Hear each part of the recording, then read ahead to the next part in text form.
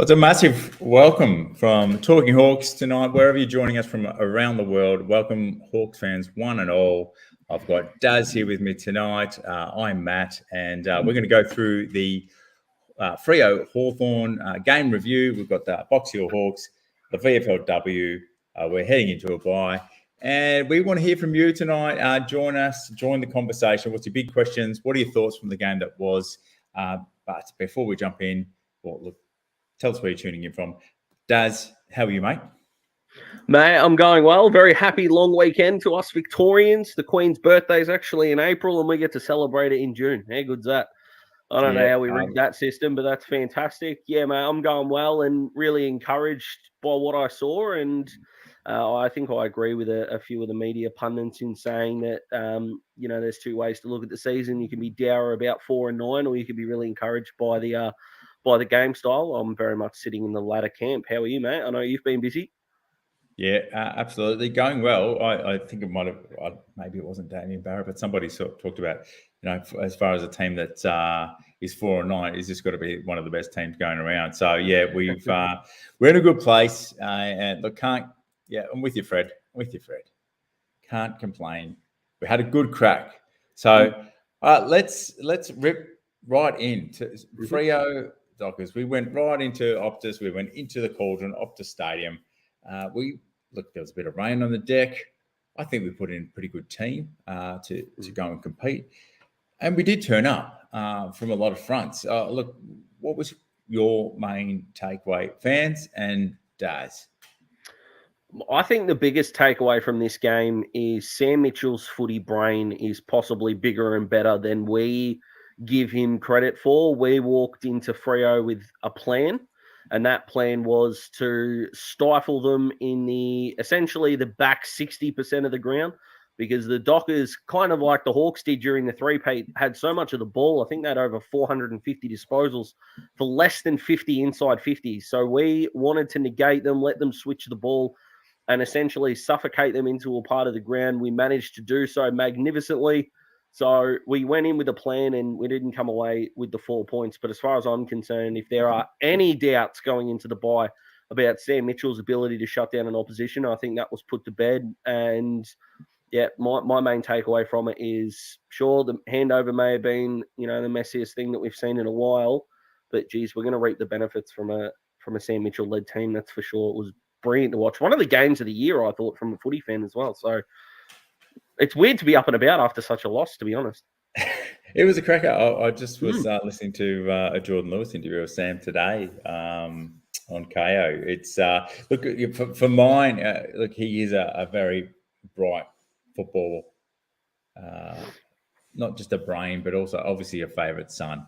So there's obviously going to be a lot of leniency from us as Hawks fans. But look, early days, I don't think you can ask for too much more. As much as we are on the journey, we're at the foot of the mountain, really, and we're looking up. But one of the big takeaways for me against Fremantle was that we gave up. It was 100. We were over 100 disposals less than them, but we've to have 10, it's 14 more inside 50s. I'm not going to talk about the quality necessarily in those stats of their delivery. Did have a few blokes 50. Missing the kicker too, to be fair. True, absolutely. And was a Talking Hawks poll, what would the result have been had a Mitch Lewis played? I mean, a little bit of a hypothetical, but it was fun all the same just to ask the question and see the results. So, Brett, welcome as always.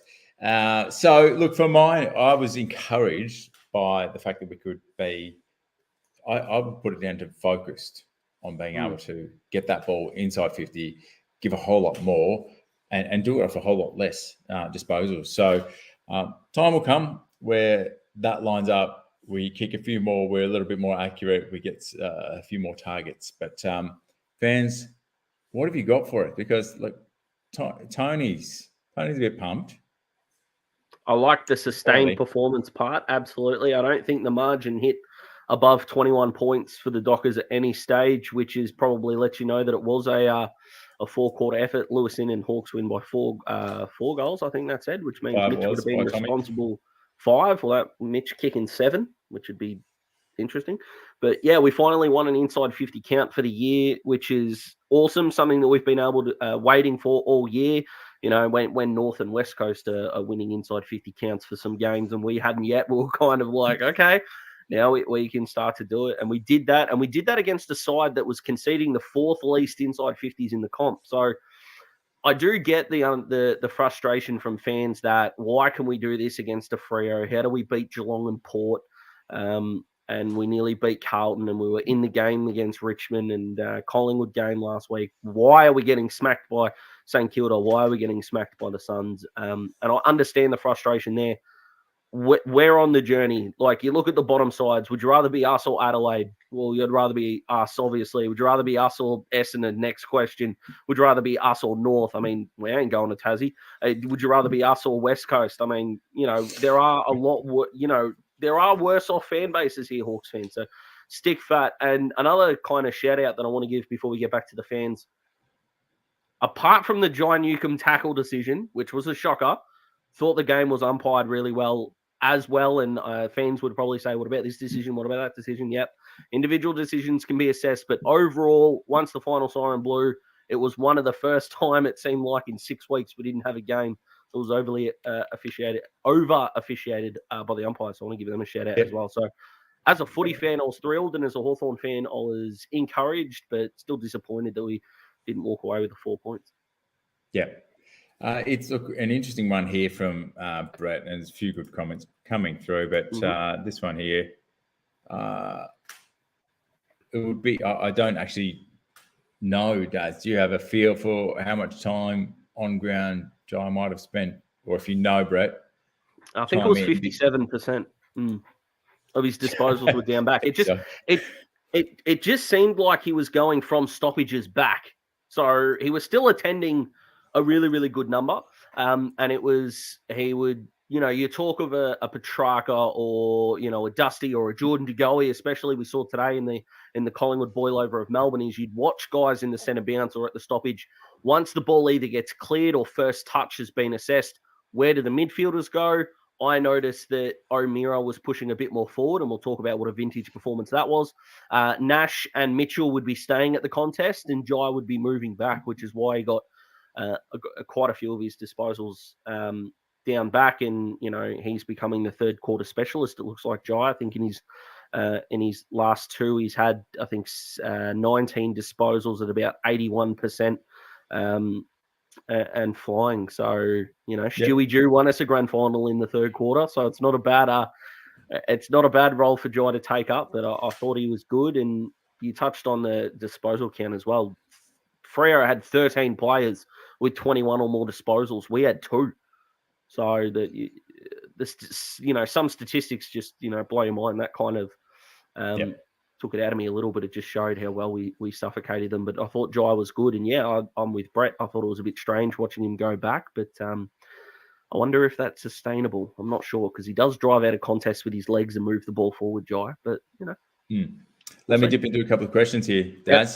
So Barry is asking who was on Bradshaw. I would guess it was multiple players, Baz, but we didn't send Shields to him. Yeah, we didn't send a tag to him, and if it wasn't Brayshaw killing us, it was Caleb Sarong, who is challenging Tom Mitchell for the best handballer in football. Some of those handballs were just insane. I don't mind us not. I was hoping a bit was in the DNA though, mate. I was like, I was kind of copying it with that just in the back of my mind. But Brayshaw 37 disposals is clearly why Baz was not happy there. Sarong 33 with 25 handballs, mind you. And I think 23 of them hit a target, so which is just, nuts. I didn't mind it. Sarong 6 clearances as well, which if you don't mind, it's not a bad day out. But we've got a few in the midfield that sort of did okay, flew the flag, and Jager was definitely one. Barry's coming in with this as well. Okay, there's a lot to unpack there. Let's start with we've got to buy this round. Let's go super fast on this one, because we do have to keep it a shorter show tonight. So O'Meara, 100%. Warps is flying the flag too. So for mine, what he does on the training track in the next fortnight is, well, look, albeit the players probably get away during the mid-season break, we've heard from the club. But I think if Warps comes with his tail up, there's every chance he could get named. I'm loving what Shields is doing. And Wingers, I'm not sure he's quite drop-worthy for Shields, but depends on the role. We've got the doggies coming up next in round 15. Just quickly, O'Meara was so far and away our best player. 9 clearances, 30 disposals. Man's a star. Warple got dropped on bad form. Shields gets dropped due to matchup, and we understand that because he's doing a dual mentoring role. Wingard getting dropped, I can understand looking at a stat sheet and watching the game. He's in and out of the contest, but he's just not given the chance to incorporate himself into the game. I think he's averaging his goals per disposal average, or his disposals per goal average, is currently number 1 at the Hawks. It's higher than Mitch Lewis. So when he's getting the ball, he's converting on the scoreboard, but he's just not maybe in the game for long enough, which is something that he'll have to fix. It's kind of a graveyard shift, that forward pocket spot, and we know we want to get the youngsters into the midfield. So he's kind of in a lose-lose situation. But once he's finding the footy, he is impacting wingers, so he'd probably be stiff to miss, I reckon. Yeah. Look, well, this week we did miss a big goal kicker. Brewsty to Moore to Chad to his credit. So, and then you got a few singles.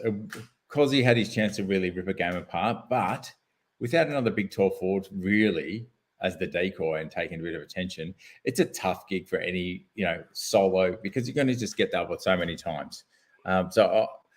Hats off to Coz for the effort. However, it would have been great to see him really rip it apart, but I understand, I don't think the supply in was what the Hawks wanted.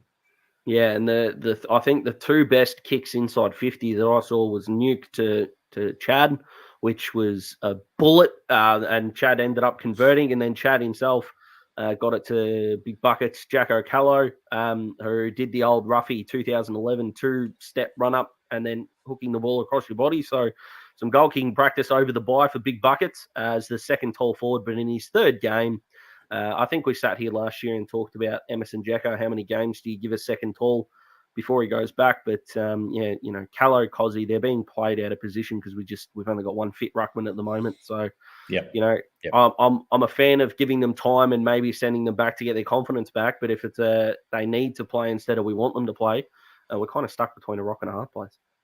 Yeah, look, and it's so many things that you're looking for in a developmental year at this point, and we're probably. I'm leaning into a mid-year kind of review, and I think, correct me if I'm wrong, but I think I might have heard the club or Sam talk about dividing the seasons, and I'm not sure if it was into quarters of the games, but sort of to look at different segments of games and what you're hoping to achieve. I think where we're at, and there's a few fans sort of commenting that we are on the right track, having those it's not always the win. At the end of the day, you're looking for little metrics, little milestones, other things, little attributes that are meaningful for players and for the team as a whole. So, look, I'll rattle through a few here. These might be examples. What are we looking for? That's a hell of a drive by the way, by the surprisingly there. But yeah, he was good. Daniel Howe. Yeah. I think the frustration with Howe, and we kind of said it about Tim O'Brien in the past, the body size and when he's on the ball use are both extraordinary, but the inconsistency is what making people shake their heads. But I thought he stood up pretty well. I know Blake Acres was really good, but that little battle on the wing was a good one to watch. Yep. Look, there's some great comments. Is Jager being let loose in a different way? Because I think they changed what he was trying to do early on. Yes, but he ain't all Australian. And I'm correct. I would agree. And Duke, what he is having to learn to contend with now, it's a different game altogether for him now. So the consistency, how we're doing it, I'm summarizing here from a lot of fans' comments here. And just as you keep filtering through, that's okay. How good are the footy gods to us? Nat Fyfe hasn't played for seems like 3 months, and he has to come back against us, doesn't he? Could have come back against anyone. 16 other clubs he could have come back against. It had to be against us, and he has 21 and kicks 1. Yeah, awesome. And Longmuir talked about, thinking he was still a bit rusty. So, look, you can, on the flip side, thank you for that. But, 50% midfield, 50% up forward, and Fife choosing where he thought he could impact the most. Yeah, but I agree with might have Brooke got there. away with a little bit there too at the same Potentially. time. So, yeah, but what I completely agree with Brooke there. What a learning experience for Jai. Because, looking at those guys and wanting to be as good as them is what's going to drive you and help you improve. So the Prince of Poolong's only going to get better and better. Yeah, and it's these points, George, I do tend to agree with. These are the little metrics. What do we do come the end of a quarter? Different moments in a game. What decisions are made on field? How well are we taking and executing the message from the bench or from the coach's box? Quarter time, mid-quarter, and how well can we execute? Because sometimes it's about communication. Sometimes it's about a player's ability. If one person leaks, it costs the bloke or two next to them. So there's a whole lot of little things I think we are watching out for. Another great example, George, Reaver. Yep, Reeves was good. Yep, held his own. Especially, again, it's a weird thing with Reaver. He always plays better against the first ruckman than he does the second. I thought Rory Lobb got the better of him in big stages, but up against Sean Darcy, I thought he was really good. And just back to we concede late in quarters, I think we've talked about the psychology of footy before, and something I'm really passionate about. I think if a young team know that there's only 30 seconds on the clock, they can tend to freeze up and, potentially just think we've got to save a goal instead of playing the quarter out, and it's something we've got to improve. But, they only kicked 2 goals off our turnover for the entire game, which was extraordinary. They kicked 7-6 from stoppages. It's still a midfield problem. I know you want to talk about defense, and I understand that, but the longer you give your defense time to set up, the better they're going to defend. 7-6 from stoppages, and I think it was 4-3 out of the centre when it's 6-on-6 with a young defense. You're always going to be in trouble, and I said it in the player review, so if you haven't checked that out, check out the other 22 players I wrote about, because, spoiler alert, I'm going to bring one up. Where's Blake Hardwick at, Matty? Questions have got to be asked. We've asked him about Jimmy Warple. Yeah. I've asked them in the past about Connor Nash, and he's 100% proven me wrong. I'm not saying he needs to be dropped. I'm not saying he needs to go here. But if we're going to say what's going on with this bloke, I don't think anyone loves Dimmer more than me. But he wasn't effective with the footy and hasn't been for a while. And Walters, Schultz, and Banfield had 46 and kick 6 between them. Yeah, Dimmer's not having a season I think he'd like to write home about at all. He's bobbed up for 1 or 2 games, and you think, here we go. And look, he's just not the reliable player that we've known.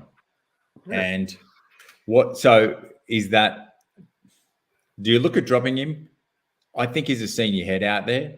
Yeah, my instincts say no. I think the chemistry that he has, good. It's that alien blue light you've got, mate, because you're a rock star. I think it's... I think Dimmer's is he sometimes exposed because there's young players around him? I question that at times too. Yeah, not that there's been a whole lot, but you've got some players coming back in, finding form. Is he having to adjust to make up for other players because he's actually trying to play out of his skin and compensate? I can't put my finger on it if I'm really honest. Yeah. And Tony agree. I'm definitely not saying we dropped Dimmer. No, don't drop. Yeah, I'm with you, Tony. This mid-season, this mid-season review is going to be a really interesting time to see if there are any changes, and there'll definitely be ideas and whatnot thrown around. But there's metrics, there'll be goals at a team level, at a line level, defensive line, and at individual level. So where does Dimmer go? I don't think he's far from being able to turn around. I think he can come back very quickly and give us a great injection wherever we choose to play him. Yeah, he had 20 touches 7 times last year. Hasn't done it yet this year. And that could be because James Sicily's back. That's absolutely fine. And how's the defense going? From the eye test, it doesn't look great. So I don't mind the move up forward. I've played Dimmer forward. I've been in that camp forever. He led the TAC Cup in goal kicking his draft year. It's a borderline miracle we got him to play down back as good as he has, to be fair. Like, it's been an extraordinary effort. So, yeah, I'll firmly sign the petition that says play Dimmer forward. The man's got footy IQ leaking out of his ears, so I don't mind it. Because, you can't say no to an extra goal kicker, of course. I've expected more in terms of I think the chemistry I've come to know and love with Dimmer and the backs is just his ability to come and crumb or at times go in the air. Like, he's that versatile. He's been able to read it really well. So I just wonder if the assignments, I don't know, is he carrying an injury? I really can't put my finger on it. So yeah, don't know anything there. Just trying to think out loud.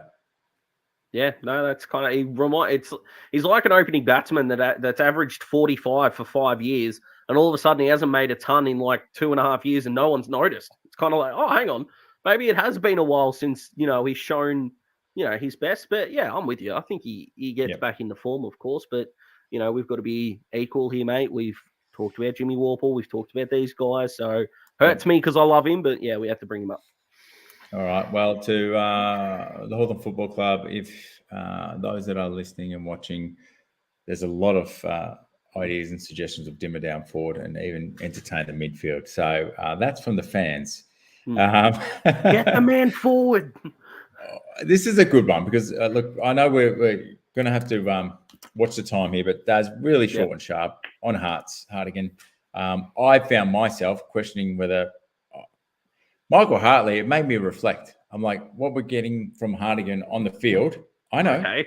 But I'm like, the games that Hartley came up, and I think what he brought and his kicking and whatnot, he's not the strength that Hartigan is. But I was just like, I wonder if they were tossing up between Hartigan and Hartley come the end of the year. But anyway, we don't have to entertain that thought. Yeah.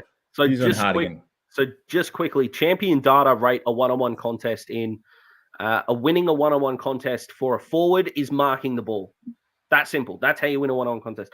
For a defender, winning a one-on-one contest is either spoiling out of play or taking a mark. So if you spoil the ball and it doesn't go out and your player still picks up the ball, I know it sounds silly, doesn't count as a one-on-one win. It counts as a neutral contest. The reason why I bring that up is he came on as a sub last week, played 4 quarters this week. He's been in 19 contests. He's won only 6 of them, which isn't a hell of a lot. He's lost 2 and neutralized 11. That to me is absolutely fine. I've got no qualm against that at all. That's in line. Thank you for the numbers there. But I think he just knows his role and is incredibly disciplined. And I think he plays within his abilities, and he's not trying to do more than what he is capable by hand or by foot. He's just not that overambitious. I think he just goes, yep, this is my role. And I think he plays it to a T. So I don't think with Hartigan, it's about the stats at all. And to your point, Janelle, look, I think he comes in, plays a role, generally does fairly well, I think, at playing his role, despite maybe fans being a little bit critical at times. Yeah, the frustrating part with Hartigan is he looks more comfortable in a contested mark situation than an uncontested. He had a drop mark on the boundary when we were trying to switch play, and you could just hear the Hawks fans go, "Oh, what's he done? What's he done?" Which he can do at times. Don't worry, Frosty can do it as well. And back when we were winning, Chip Frawley was exactly the same. So to all the Hawthorn players, I don't care how free they are, stop kicking it to the fullback, and we'll be fine. Yeah. Not what they're there. All right. Well, just before we finish up, I know you've written the player review, and we're probably going to be a bit too strapped for time tonight. Your highlight or two, Jago, I know we were talking off air. You were singing his praises. Anything else to write home about with the fans, just for this show? Yeah, so I think when this question comes up, I think all the Hawks fans will come up with the same sort of names. Jaeger was good, Newcomb had moments, Sicily and all that. I just want to give a big shout out to Luke Bruce. So he's got the kilometres in the legs. He's kicked a couple of goals. That's what you want a small forward to do. But he had 17 pressure acts for 6 tackles, 4 of them inside 50.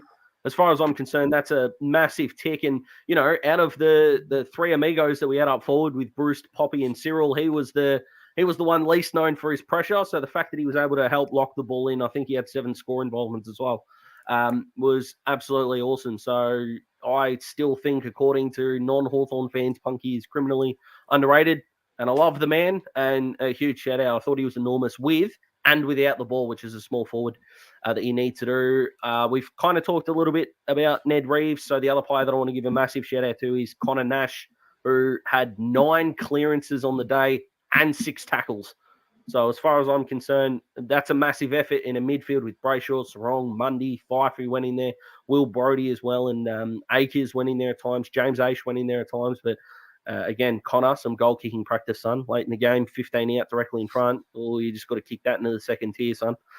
But as far as the midfield grunt goes, that's a coaching masterstroke from Sam, and well vindicated for the fans that told me all of last year that I was wrong about Nashy. So I tip my cap to all of you that told me. I'm pretty sure Brooke was one of them, but I don't want to name others in case I get it wrong.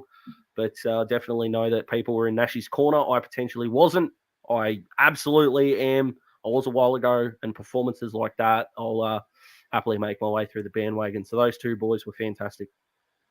Yeah, yep, like look, as a bit of love. Oh, it's great. Look, you were away with the hamstring, but he's been formally renamed as Crash and Bash Nash. So that's the Australian rhyming slang, mate. So here it is.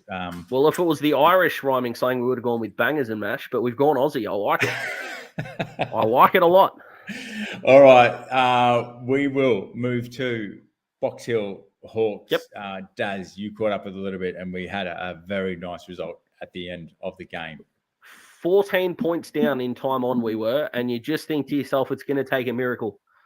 Mate, miracles exist. That was outstanding. We've had some games with Port Melbourne. I was trying to bring it up before for those that are wondering why I'm looking down. I'm trying to do the exact same thing late, and it's not letting me. We've had some almighty clashes with Port Melbourne. This absolutely deserves to be up there. We had the last 5 scoring shots, and Fergus Green, we're bloody glad no one took him in the mid-season draft, but he got us home. Ben Cavara as well kicked a nice goal at the end. Connor McDonald could have been the hero, but he sprayed his shot, which is okay. He was good. But, keep underrating Fergus Green, AFL recruiters, because we got over the line 102.96. It was a fantastic game, even if you've watched it a little bit or you watched a highlight here or there. I highly recommend you go and watch the entire thing, because number one, we win, and number two, if we might have played in the AFL and VFL game of the year in the exact same weekend. So highly recommend you go check it out. And Connor McDonald was very good. James Warple was better than good and pressing his case. And Ben Cavara and Fergus Green kicked 4 each. So yeah, extraordinary. 12 clearances from the Warp, so getting it done in there. And Box Hill, credit to your social media team. Loved the on-field celebrations post-game. Yeah, how good. Yeah, getting Proc in there with Otto and the players, and even Ferg saying, which is stressful. And we did say, I can't remember who exactly we had on, whether it was High Performance. But they said that once the buyer came in and then we went up to play Gold Coast, by the time we hit mid-year, we want to be around the 4. Well, they're 5th. And percentage out on 4th, I think. I'll quickly double-check that, but I think I'm right. Yep, percentage out from 4th. So DBR, called out here by Fred. I think it was something like high or mid-40 hit-outs. So, Tom's calling it 50, but maybe there's a little bit of carry on that. So, mate, that is phenomenal and a great sign from a player that's just plucked out of, under the eyes of the, I think it might have been Keegan Brooksby. Maybe I'm giving him a little bit of credit there. I think he was keeping an eye on Gippsland down there. But, and also, don't forget, Ruckman don't get drafted out of the VFL. They go straight to the under 9, like we did with Ramsden. They're going straight there. So DBR can absolutely be there around our 3rd, 4th round pick. I think our 4th round pick's Freos, which will be not that fun, but that's all right. Yep. All right, mate. Well, great result and a good position, poised. Let's just, I'll try and dig it up while whether Box Hill is playing next week. VFLW though, that was a result we did not, mate. Well, look, we may have anticipated, but it was a result given the personnel we could play. Tell us how that came about, mate.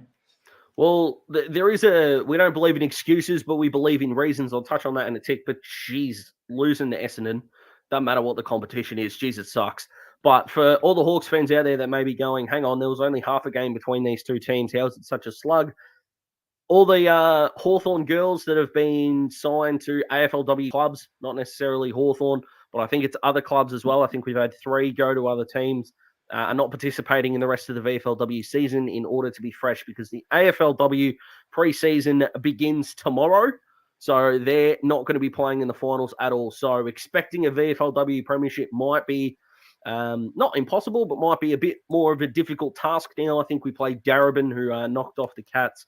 We go from there, or Casey, who knocked off Collingwood. So I'm not 100% sure how that final system works. But anyway, that's how it goes. So the VFLW girls might not get the result in the finals, but we are gearing up to take down the Dynasty of Adelaide. Or we've, of course, got Brisbane, Melbourne, and Freo, the good AFLW teams. And we're coming with a Huff, mate, led by a very good signing team. And once we actually get the list finalised, we could probably have a deeper chat about the players, because if we did it every week, we'd run out of time as per usual. But Triple M's Kate McCarthy is coming on board as a Hawk. She was kind of the marquee signing after Lily Todd, which was amazing. So, yeah, fantastic. Welcome, Kate, and the AFLW team, mate, are well on their way to some silverware. We've got a bloody good crew on board, and only onwards and upwards from here. Absolutely. Yeah, we are playing the Southern Saints, who ended up in 5th spot. Okay. That is the first semi, June 19th, 105, Box Hill, City Oval. Get down there. It is a great ground, and John is all over it. Yes, Box Hill has a bye next week. Mate, thank you for joining us. Oh, I tell you what we do need to do, Matty, just before we go as well. So I might be stinging this on Matty a little bit, but either Thursday, because we don't want to compete with is it Thursday night footy this week? I think there is. So we might be doing it. Yep, I think so. I think there is. Yeah, Richmond Carlton. So I think it might be early next week before we do the preview, mate. We want to do like our mid-year review as well with some awards. We want to get the fans involved and all that as well. So just because the Hawks are having a bye, mate, we're going nowhere. And it's going to be a really fun thing that we're going to do and put together. So we'll probably do that after this week of footy. So when we normally do the review on a Monday night, we're going to do next week. We're going to do some serious and not so serious awards. We'll give away some like Talking Hawks awards as well, mate. So we'll be on the chopping block, which will be cool. The fans will be able to get involved. So, yeah, hope they can join us for that, mate. It's going to be a lot of fun. Absolutely. If you've got some good nominations, chuck them in at talkinghawks.com. Go down to the bottom of the page, just drop in your details, any nominations for the mid-year review, be they good or silly.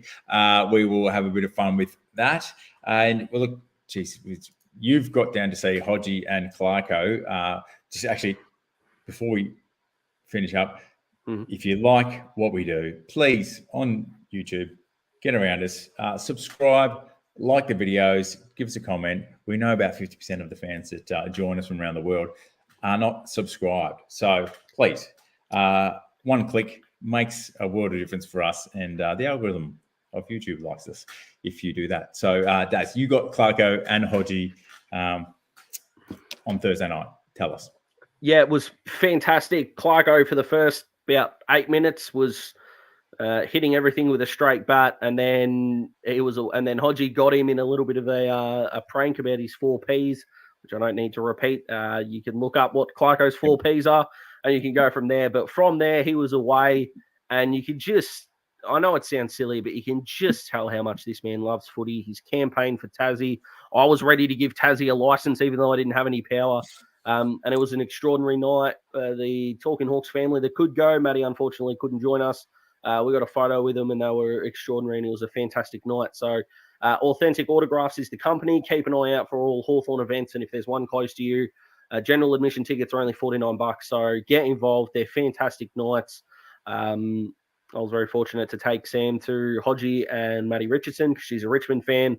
I know what you're thinking, Hawks fans, but I promise you she's a good one. And yeah, we went and saw Hodgie and Clarko, and it was fantastic. So Authentic Autographs, keep an eye out for events.